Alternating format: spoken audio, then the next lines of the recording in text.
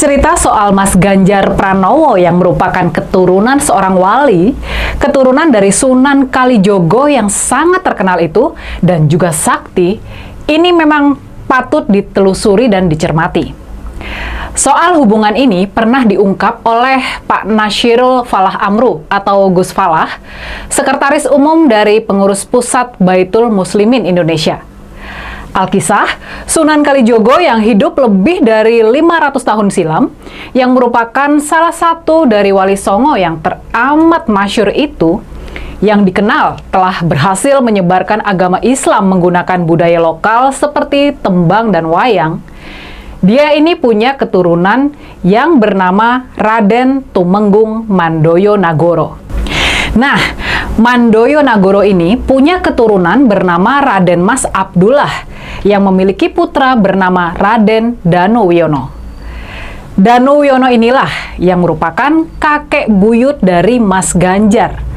Danuwiono memiliki putra bernama Mangku Wiono yang punya anak bernama Pramuji Wiryo. Pramuji Wiryo inilah lelaki yang berprofesi sebagai polisi dengan pangkat Letnan 1 dan bertugas di Polsek Kutoarjo. Dia inilah ayah dari Mas Ganjar Pranowo. Jadi, cukup jelas ya, silsilah yang menghubungkan Mas Ganjar hingga ke Sunan Kalijogo.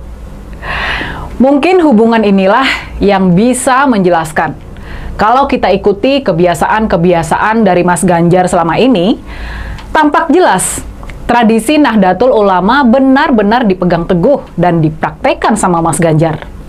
Misalnya, selain rajin mengunjungi para kiai buat meminta nasihat, Mas Ganjar juga punya kebiasaan berziarah ke makam para wali. Dan ini sudah dilakukan sejak dulu, nggak terkait dengan ajang kontestasi Pilpres 2024 sekarang ini. Misalnya saja, di bulan Maret yang lalu, menjelang bulan Ramadan, dalam rangkaian Nyadran Wali Songo, Mas Ganjar dan istrinya Siti Atikoh, mereka berziarah ke makam Sunan Kalijogo di Demak. Makam Sunan Kalijogo ini jadi tempat ketujuh yang diziarahi oleh Mas Ganjar dan istrinya.